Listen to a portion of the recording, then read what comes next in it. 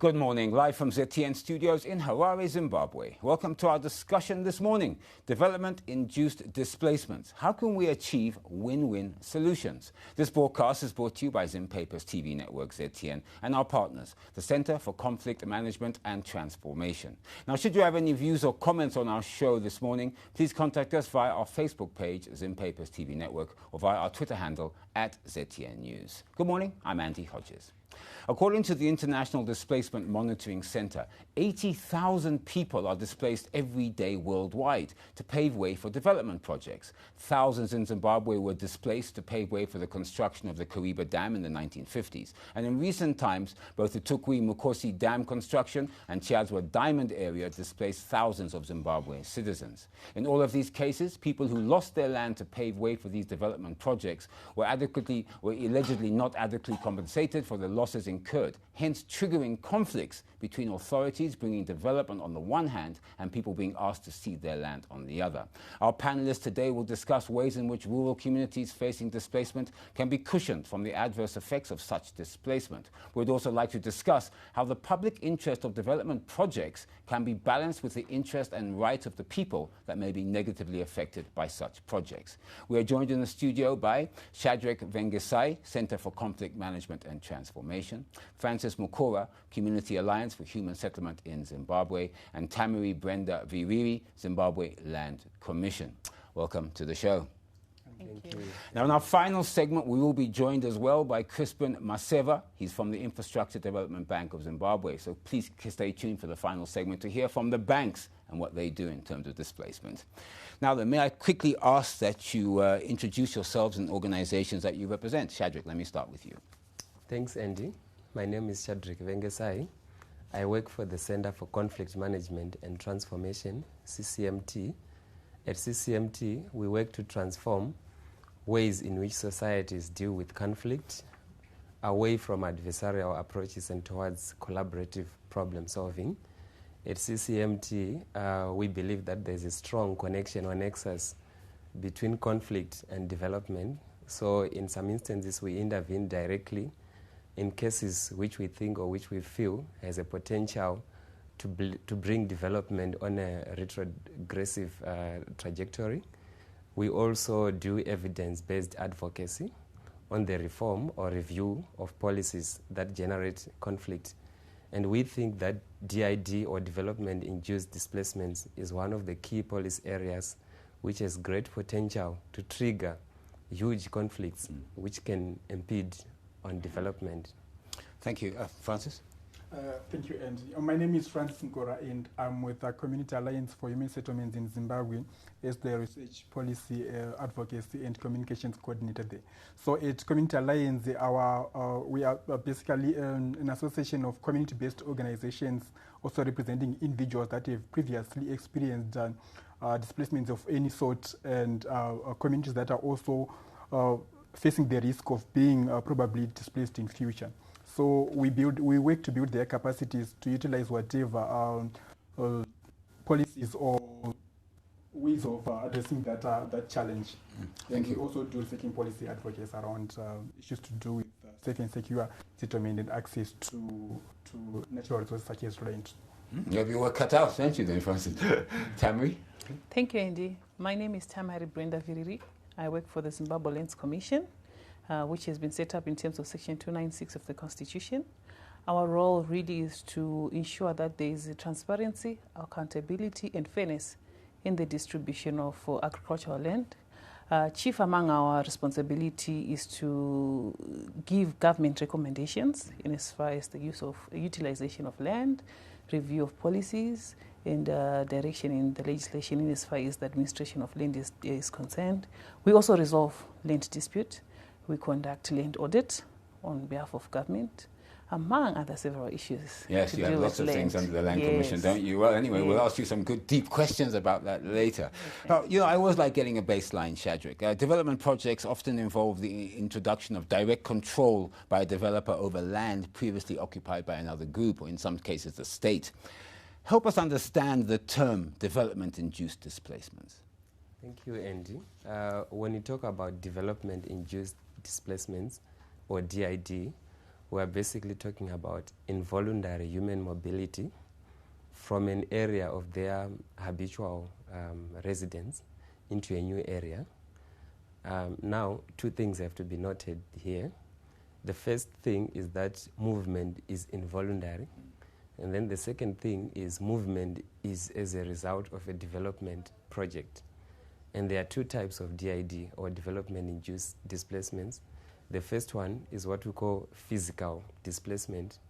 With physical displacement, one is actually required to vacate the area which they've been habitually occupying into a new area. Then there's what we call economic displacement. With economic displacement, one does not necessarily have to move from where they are staying into a new area, but their means to livelihoods has been decimated. For example, if a mining company encroaches into someone's farmland, someone is still staying on their home, but they don't have anywhere to practice their agricultural or grazing activities. So then that amounts to economic displacement. So it exists in two forms. Francis, a comment on that? Yeah, maybe I can just state that development-induced displacements are actually a global phenomenon. It's not only peculiar to Zimbabwe. You can find it like literally everywhere in the world, and most specifically in developing countries, whether in Zimbabwe, Africa, and in other countries such as maybe you can talk of Asia, China, in fact. They built a dam, didn't they, and displaced millions of people. Yeah, actually China have had maybe about 50 million actually displaced within a period of 50 years, and India as well. And as you might know, in terms of the research over the past decade, we've had maybe about 15 million displaced by DIDs over the past decade alone. So it's actually a very huge problem. It's a huge problem. Yeah. Cedric, well, in fact, that takes me to my next question, in fact. How big is the DID problem in Zimbabwe? And what are some of the current trends on development-induced displacement, or DID, in Zimbabwe? Actually, Francis has already indicated that this is a huge problem that actually warrants the attention of policymakers in this country. If you look at it from a worldwide perspective, 80,000 people are actually displaced in a single day. And then here in Zimbabwe, we already have about 1 million people that have been displaced. If you look at some of the prominent cases of displacement, Kariba Dam displaced 57,000 people. If you look at Chiadzwa, 4,300 families.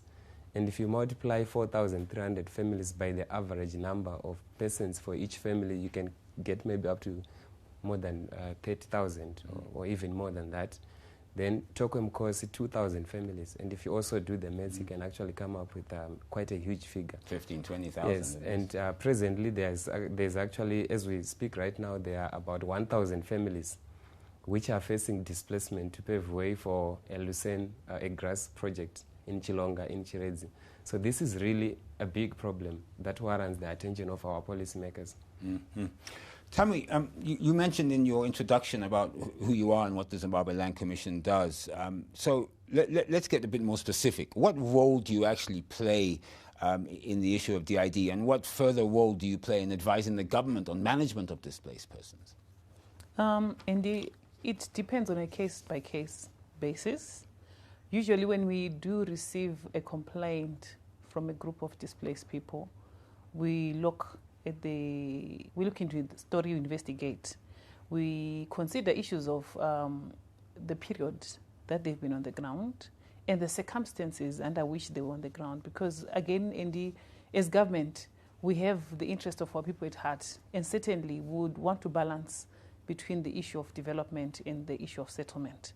But at the same time, we also do not give the impression of promoting illegal settlements, so to speak, in a bid to then subsequently compensate people who self-impose themselves on certain grounds, looking forward to be compensated 5 years later.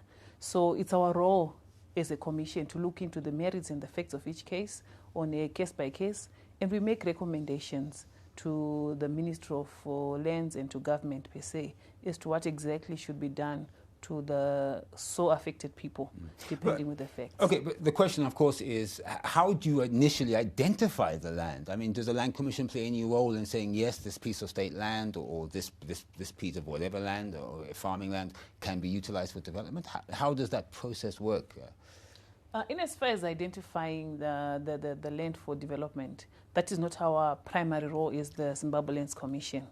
We come in at the end of the chain, where I think identifiers like Ministry of Local Government and rural district councils are the primary personnel responsible for identifying land for development. We come in as far as where disputes then arise, and we are receiving complaints from the affected persons. And then we come in, as I introduced earlier on, we come in and assess the fairness, the transparency component of it. So this win-win situation. Yes, the accountability component of issues. Okay. We'll now have to take a breather. Now, should you have any comments or views on our show this morning, please contact us via our Facebook page, Zim Papers TV Network, or via our Twitter handle @ZTN News. You're watching our discussion this morning, Development-induced Displacements. How can we achieve win-win solutions? This broadcast is brought to you by Zim Papers TV Network, ZTN, and our partners, the Center for Conflict Management and Transformation. Now, in our next segment, we ask, what recourse or legal rights do displaced Zimbabwean citizens have, and what are the best practices for dealing with informal settlements for purposes of compensation? Don't go away. We'll be right back.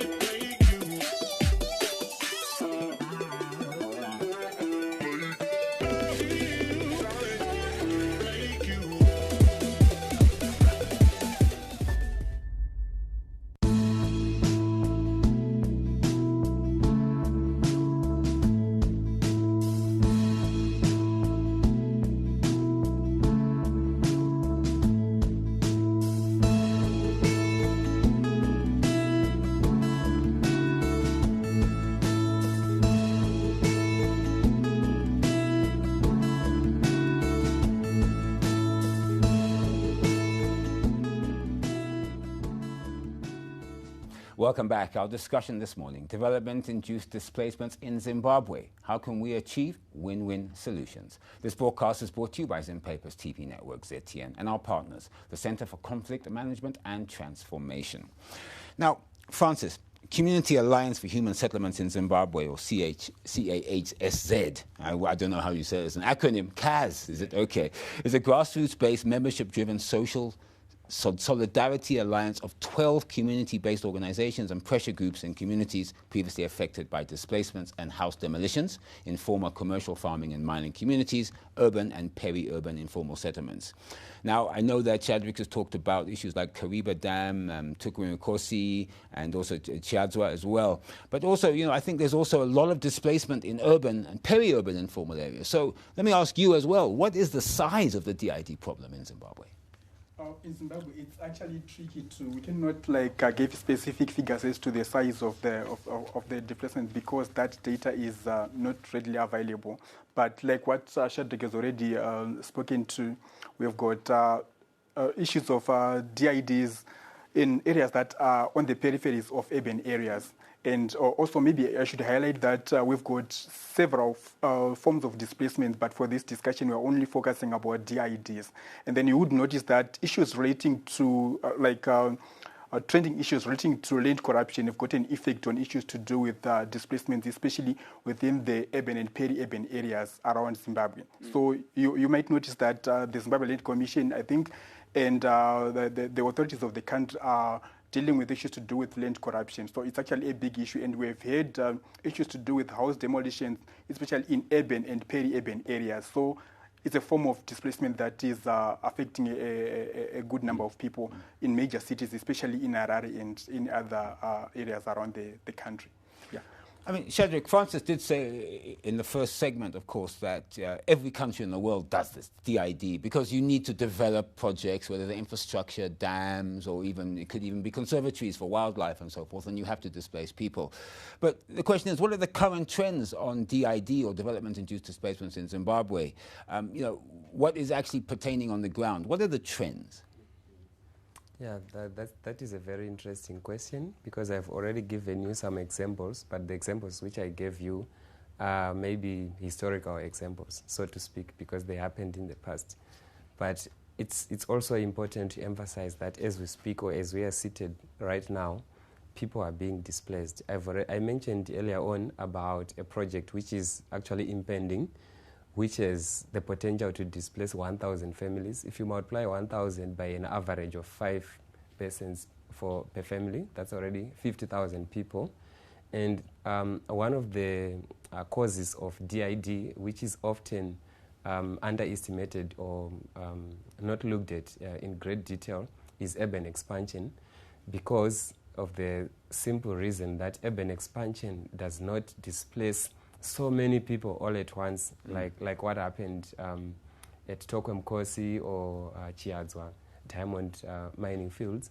As the Center for Conflict Management and Transformation, we are doing our own research. I mentioned earlier on that we do evidence-based advocacy. So in the Midlands province, we are carrying out research. And in Gokwe alone, let's say Gokwe South alone, there are 10 growth points which are earmarked for expansion in the next 5 years. And in each of the growth points, there is a minimum of between 100 to 200 people. So you multiply 200 people multiplied by 10, that's 2,000. Then you multiply by 8 provinces in the Midlands province. It's a lot of people. What do you get? And then if you do the maths, and then if you infer to the rest of the country, you actually get more displacees on urban expansion than even dam construction. But there's a lot of noise that has been said, maybe about Chiads or Tokwemkosi. But this is also a key driver of displacement, which is often overlooked in the country. Thammary, you mentioned that you don't have a role in identifying development land, but you do have a role in conflict management or conflict resolutions. Maybe talk us through that a little bit. Okay, here I am, I'm a displaced person, there's a dam going up and I have to move, and of course, no one helps me, the promises I'm given don't happen. What happens then? How does the Land Commission get involved in such a dispute? Or what do you actually do? What we do is, after receiving such complaints, our primary role is to deal with disputes arising within the agricultural land. So we'll call upon all parties, identify in the first place if they were entitled to be located or based wherever they're claiming a right or an interest over. And in some instances, you will have people who they've been displaced 3 or 4 times. Yes. We look into that. We also assess the fairness. I cannot preempt the determination of what direction, because it's not uniform. Of course. It varies from case by case, on a case by case basis. Then we advise, and usually we encourage the government to look for a more appropriate place to place the displaced people. But you'd find in most cases that we've looked into, the one that Cedric was alluding to about urban expansion, where most farmers would have been pre-warned by government to say, look, we're giving you this farm to conduct your farming activities, but this is a peri-urban farming area. You should look forward to be displaced in the near future. And before that is done, they're given adequate notices to say, remember the advice that we gave you, or the warning that we gave you. Now is the time government now wants to implement its developmental program. So sometimes you then have villagers trying to resist, but if you really look down back into history, in some instances, there's a pre-warning, especially in the surrounding pre-urban farming Because areas. communication is key, isn't it? Yes. You can't just rock up one day and say, okay, thank you, you're being displaced. You know, there must obviously be adequate consultation, communication, and so forth. So, Cedric, you wanted to make a quick comment? Yeah, I think she's talking about a very interesting point about at what point should people know that they are likely to become victims of displacement. So I think in terms of best practice, people should already know way in advance that where they are staying is being earmarked for a particular development project. About a national development plan, yes, which says, okay, that piece of land is a dam will be built there in X number of time. Yeah, but the trend has always been that people, just wake up to discover that their area has been earmarked for a particular development project. So I think in terms of best practice, people should know at least 5 years in advance that where they are staying has already been earmarked for a development. So you're calling for more coordination, more communication, more identification well in advance, and then allowing people to at least find out. One thing that Thammary said, Francis, which shocked me is, I don't know whether it's bad luck or just the luck of the draw, but 3 times displaced. I mean, that's serious. How do... That has actually happened in a number of communities. Like what I think it's Shadi has already alluded to. Well, I'll give you an example of the impending displacements currently in Chiredzi. You would notice that some of the people, several families within that community that is still to be displacement, as we speak right now, have been displaced at least twice. They've been to initially, or historically, they were initially displaced when there was the setting up of the sugarcane plantations. So let's talk of their ancestors having been displaced historically. And then some of them moved and resettled in the area around the Tokwem Coast dams. Those people were again displaced around 2014, I think, and then they went to another area. Now they are in this community in Chilonga, somewhere around there, and they are said to be displaced again. So that is one of the grievances that these communities are raising. And then you will notice also that in areas such as Chisumbanji and even in Chiredzi, I think, given the context of the recent discoveries of gold and diamonds, I think it was in the press not so long ago, in the Herald, I think, that there have been discoveries of mine. You see that these people are most likely to be displaced again. So in terms of the trends, it's something that is going to likely to continue happening here and there. But like what my colleagues have already said. All right, imagine I'm displaced then, or one of our citizens displaced in Zimbabwe. What recourse or legal rights do displaced persons have? I mean, what can they do once they're displaced? Alleged promises given? Because I know there are promises given to them for new land, for compensation, for assistance to build their businesses again. What if those promises are not fulfilled? What can they do? What recourse do they have? Okay, so well, probably I'm not like a legal mind, but I would say in terms of international law, regional law, and even domestic law, we've got the UN Guiding Principles on Business, I think, and Human Rights. We also have got the African Union Convention for the Assistance of Displaced People, popularly known as the Kampala Convention, and in Zimbabwe we also have got the Section 74 of the Constitution. All these legal institutions speak about the right of the people not to be arbitrarily displaced. So the first line of communication would be to say that they've got a legal recourse to the law, to use the courts of the land to try and find a solution. But now that requires one knowledge to be able to, as to what exactly are what are the laws? What do the laws say? What do they have at their disposal to be able to utilize? And also, if it is the court, then it also requires financial resources, which most of these communities do not have.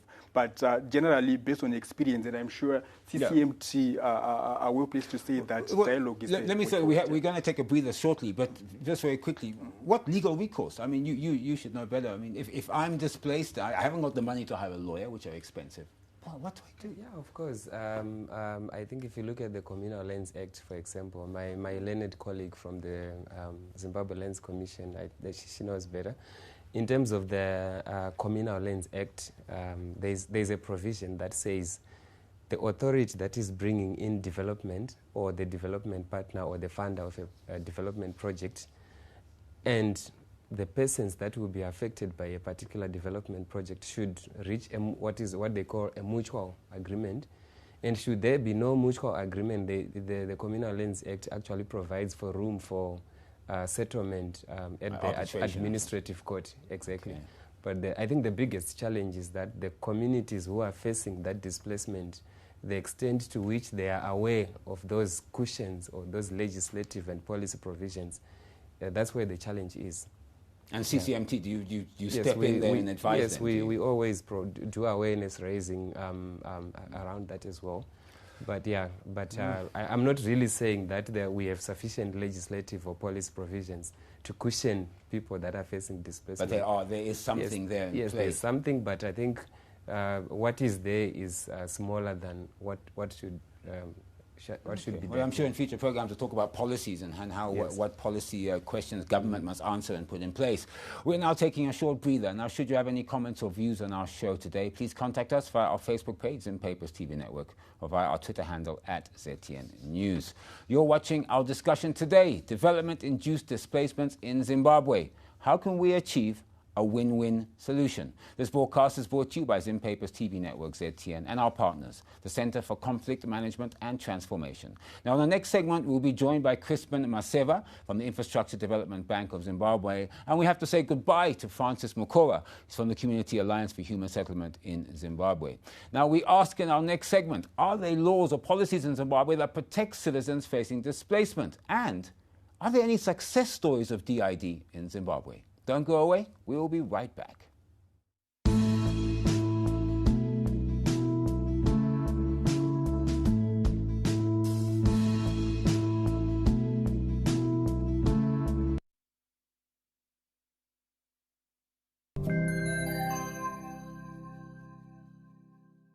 Over 355,000 people globally have died of COVID-19 coronavirus. Of this figure, Africa accounts for over 3,600 deaths. Zimbabwe currently has over 132 active cases, and the number keeps on rising. Hi guys, my name is KVG and I am a presenter-producer at Star FM, sounding good all the time. Well, listen guys, I've decided to take action to be part of this amazing initiative, and I'm inviting you, yes you, to be part of this amazing campaign and make a difference as we fight against COVID-19. Everyone has a talent, a gift, and the willpower to make a positive change. We all need to make sure we play our part in the Zimpapers COVID-19 fundraising campaign. I'm DJ Mox. Ndini wenyu Umba Makombe tendenya kupfuya. Ndinokukokai kuti mushande pamwe chete nesu muchirongwa cheZimpapers COVID-19 campaign, apo tiri kuunganidza zvipo zvakasiyana-siyana kuti tibatsire vamwe vari kuremerwa vatinogara navo. We're inviting you to donate as individuals, as families, as corporates, as NGOs. No gift is too little. Let's support our essential services in the fight against COVID-19. And of course, let's give goods to our vulnerable communities. I'm Folake. I'm Rumbudzai Venge. Our hotline numbers are as follows: 0800 777 444 up to 9 or 0715 679 405. Please don't hesitate to visit any of our Zimpapers social media platforms for any additional information. Remember, all of our Zimpapers centers and offices are collection points. Together we stand. Together we win.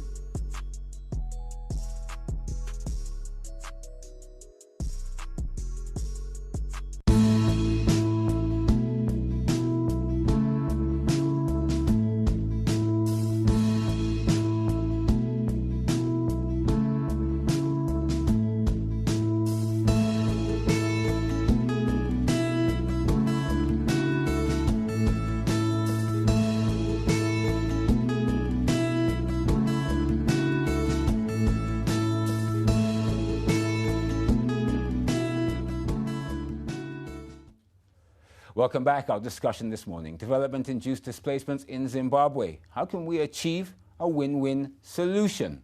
Now then, as I said before the breather, we are joined now by Chrispen Maseva. He's from the Infrastructure Development Bank of Zimbabwe. Chrispen, welcome to the show. Thank you, Andy.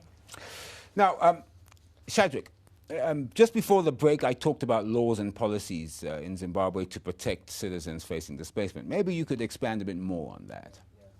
Yeah, there is indeed laws and policies in the country. As I said earlier on, if you look at the Communal Lands Act, I think there's also SI 53 of 2014 both pieces of legislation actually provides for the fact that there should be a mutual agreement. And then the Communal Lands Act, even the SI 53 of 2014 as well, it also speaks about the fact that anyone whose land is required for a development project must be provided with alternative land. In any case, the right to occupy and use land is also a right in the Constitution of Zimbabwe. So people are entitled to alternative land. But the problem now is there are no mechanisms in place to make sure that, let's say, for example, the alternative land that is being provided is reasonably similar in terms of size, in terms of quality, to the one that someone previously occupied. And the other problem is that there are no mechanisms to, let's say, balance bargaining power between the authority that is taking over land and the person that is affected by a development project. So you're saying take what we offer, kind Yes. If you look at the Communal Lands Act, it actually says no one occupies communal land without the consent of the Rural District Council. And then earlier on, I spoke about urbanization. So it is the Rural District Council which is expanding a particular growth point, and then it is the one that grants consent for the occupation and use of that particular land. So they can simply say that consent that we have granted to you to use this particular land now no longer exists, so you have to move. So the distribution of bargaining power is skewed in favor of authorities, because people that are facing displacement cannot really say, no, what's in it for us? We're not moving because you haven't fulfilled A, B, C, D conditions, you know. So in that regard, our law needs to be improved so that it sufficiently provides cushions for people that are facing displacement. Tell me, I know this may be out of the scope of the Land Commission, but your comment on that. I mean, you heard what Cedric was saying there about possibly, different laws and also maybe need to be expanded a bit. So, in regard to the Land Commission, I mean, what laws do you use? How do you say, okay, now we have a dispute, so let's look at this law, look at the communal lands law, maybe there's an urban council law. What? This is getting a bit confusing, isn't it? Yes, Indy. Just like what Cedric has said, he has mentioned but a few of the legislative provisions. We have the Regional and Town and Country Planning Act, we have the Constitution, we have the Land Acquisition Act, including the ones that he has mentioned. I think in as far as the law is concerned, the law is there.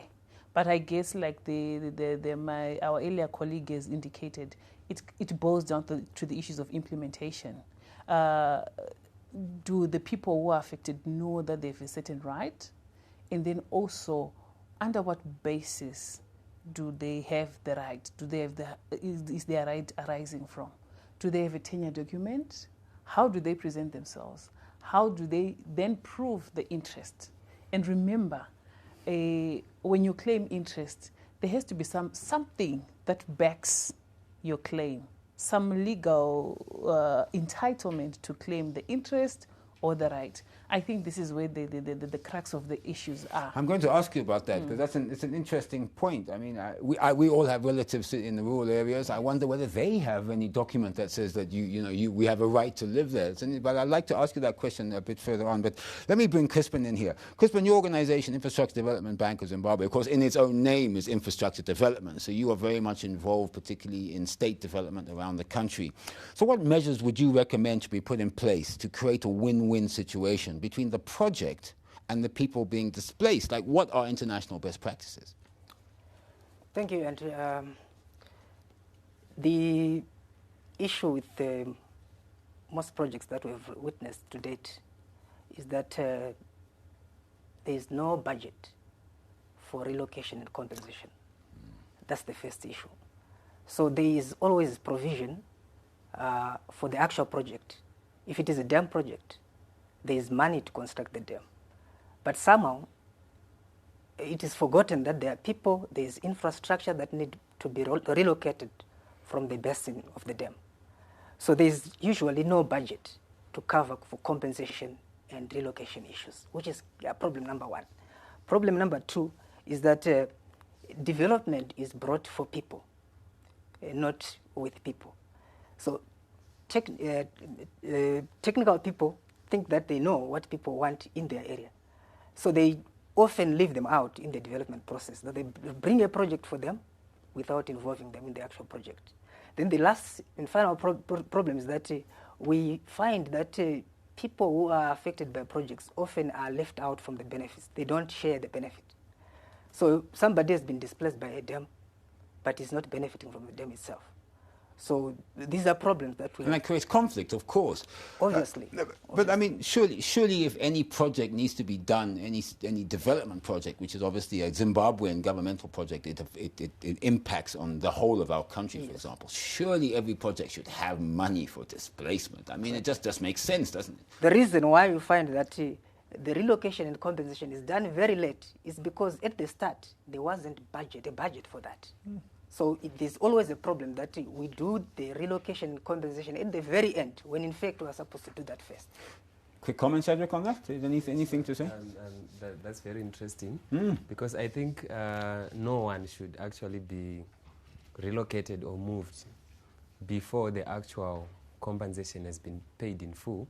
So it's quite interesting to hear that the Infrastructure Development Bank of Zimbabwe, because it funds development projects. So what they are saying is actually findings that are grounded in reality, to say sometimes compensation is an afterthought. I think there are quite examples of a dam which was constructed up to the point that it started collecting water, but people were still residing in the catchment of that particular dam. And then they had to be evacuated, you know. The water was coming up. Yeah, you know, then it becomes a crisis. But when people were actually planning that they are going to construct a dam, did they not know that this dam is going to collect water and that water is going to flood the homesteads? So we are saying any development project should not commence before it actually satisfies the relocation and compensation needs of the people that are affected by that particular development project. Now, Chrispen, I want Thammary to also comment on this after you, but let's look at informal settlements. I mean, Thammary did mention it in an earlier segment. What are some of the best practices for dealing with informal settlements for purposes of compensation? I mean, Thammary mentioned that you needed a piece of paper proving you had ownership of the land, and that's quite difficult in rural areas. What are the best practices of what we would term illegal, but maybe they've lived there for countless generations? We call them illegal, but they've been there for 20 years. Yeah. For development finance institutions, such as the IDBZ, it is very difficult to put money into a development project that ends up creating problems for the people. That brings about poverty, because we are talking of development here. So if we are coming up with a project, it must certainly benefit the people. So the issue of informal settlements becomes difficult, because what we are saying is that the people that are in a particular area, probably they hold what are called customary rights to the land. They are known to have been living in that area for maybe 30, 40 years. The family history is right there in the area. If you go to the village head, he will tell you that these are my people. So you cannot really talk of them as illegal or informal settlers. And then there is also a second category of people. For as long as somebody has been staying in an area for a minimum of 6 months, you cannot come with a project and relocate that person without compensating them. Anyone who has been there for at least 6 months, and anyone who has got claims to the land in form of customary claims, that person has got a right to entitle. And that's proved what? Through the headman, through the chief, or something? Yes, the chief, like that? They know. The chiefs know their people. So they will tell you that this is my person, I've been with him. So if you are going to come up with a project that requires that person to move, certainly that person is eligible for compensation. In fact, there are two issues. There's an issue of eligibility and entitlement. You ask yourself, who is entitled to compensation? And these are people that have been living in the area for more than 6 months. Definitely they have to be entitled to that compensation. Tell me, you have a comment on that at all? Yes. I agree with the component of the customary rights, which obviously has to be respected, and there's some form of proving, as he has indicated, the chiefs and everything. But I think also as government, we take note that there's a prevalent situation where we are having people who, I don't know, for some strange reason, they have information about information. and they always settle themselves at very convenient and conducive places. And these are people who aren't from the area? Yes. Oh, so hang on, you're saying that we announce there's a dam here, suddenly 10,000 people pitch up to say, we now live here and we've been living here. Is that what you're saying? Yes, and like Chrispen is indicating, projects sometimes they do take time. You announce that we're coming with a project. It might take even 2 years before you actually then start the initial process. Of course, is a good example. Yes, and he has indicated once someone has stayed there for six months, they're already entitled. So it then complicates the whole scenario. Because, yes. And what happens is that the moment you announce that we want to bring a development project in this area, a cut-off date is announced. That cut-off date is the one that is then used to determine who is going to be compensated. Somebody comes in after the cut-off date, obviously is not going to be compensated. They fly by night, they're hoping to get compensation. They won't be compensated because we establish a register. At the point we declare that we're going to be developing a project here, then we establish a register who is there at this time of declaration. Anyone who comes after that date, then they are not eligible for compensation. Yeah, I wanted to say, in terms of getting information about a particular development project, I think this should be public information. We are actually of the opinion that there should be a database, a central database somewhere where all development projects which are earmarked in the near future are actually known to everyone so that you are not even taken by surprise. I think we spoke earlier on about people having to be relocated twice or thrice. I think that speaks to planning. If we really know, let's say that between now and 10 years to come, that there's going to be a mining activity here, and we know that there's going to be that development project there, how is it then possible that some people would then relocate or settle themselves? Yeah, but I mean, let's say, for example, it did go up on the website very quickly and it said we're going to be building a dam in Mukora in 5 years' time. Back to Thammary and Chrispen's issues. What stops me then going and putting in my hut up there and then living in Harare, but now I have a presence there, and then when 5 years comes, I say, oh, I've been living there for 5 years, please compensate me. That's because that's what's happening. That's very interesting, but I think there's this explicit assumption that people are problematic. I don't think that's the case. That's a minority. People really want development projects to come their way, as long as people are sufficiently informed that we're going to build a dam here, and they're even given timelines, when those development projects are actually going to take place. I don't think anyone would then come and arbitrarily start positioning themselves. And if people are actually told about the ramifications of doing so, they're actually told that we're going to build a dam, this is what it means, what this effectively means is from the time that we notify you of the intention to build a dam, we're not going to allow any more to come in. Yes. That makes sense. Yes. Now, unfortunately, we are coming to the end, but I do have two vital questions left. Thammary, for you, how can we tighten up or make the land tenure security more definite and more distinct? I mean, you mentioned this earlier about having this title. So, I mean, people need to have legal and well-documented claims to the land they occupy. Do you think that there's a need to revisit some of that, to tighten it up for people living in such areas? Thank you, Andy. I believe that there is need to tighten the tenure system in Zimbabwe so that people are more comfortable with the type of title that they have. And then they can also claim compensation when the need arises. Okay. And I think government is working through reviewing and doing research on the various types of tenure systems through the Land Commission. It's part of the work that we're currently undertaking. So you're actually doing that work? Yes. Okay, so we're going to have to discuss that in a future program, because I think that would be very interesting on land tenure. Now, we are coming to the end, so Cedric, I'm going to have to ask you to, unfortunately, answer this quite quickly. How about success stories? Are there any success stories of DID in Zimbabwe? Yeah, that's a difficult one, because I don't think there is a single case which we can then say this is a typical or a model example of how people should be relocated in this country. If you look at the examples that we spoke about earlier on, the majority of the people, they're actually not really happy with how they were treated, and they are still even if you go to Kariba Dam, right now, communities are still organizing From the 1950s. themselves. Yes, communities are still organizing themselves around the grievances that were generated by the construction of Kariba Dam. So people are still bitter. I was actually reading, I think 2-3 months ago, that some people who were displaced by Tokwe Mkosi Dam are actually yet to get their compensation. So we can say it's a work in progress. Yeah. Oh, we have come to the end of our program this morning. You've been watching our discussion today, Development-Induced Displacements in Zimbabwe. How can we achieve a win-win situation? We'd like to thank our panelists, Cedric Vengasai from the Center for Conflict Management and Transformation, Francis Mukora, Community Alliance for Human Settlement in Zimbabwe, Thammary Vhiriri, Zimbabwean Commission, and Chrispen Maseva, Infrastructure Development Bank of Zimbabwe. Ladies and gentlemen, many thanks for appearing on the program. Thank you for having us. This broadcast is brought to you by Zimpaper's TV network ZTN and our partners, the Center for Conflict Management and Transformation. A final comment.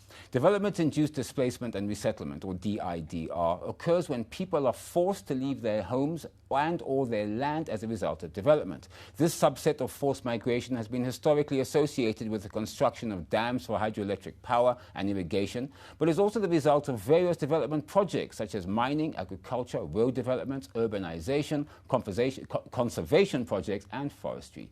Development-induced displacement is a social problem affecting multiple levels of human organization, from tribal and village communities to well-developed urban areas. Development is widely viewed as an inevitable step towards modernization and economic growth in developing countries. However, for those who are displaced, the end result is most often loss of livelihood and impoverishment.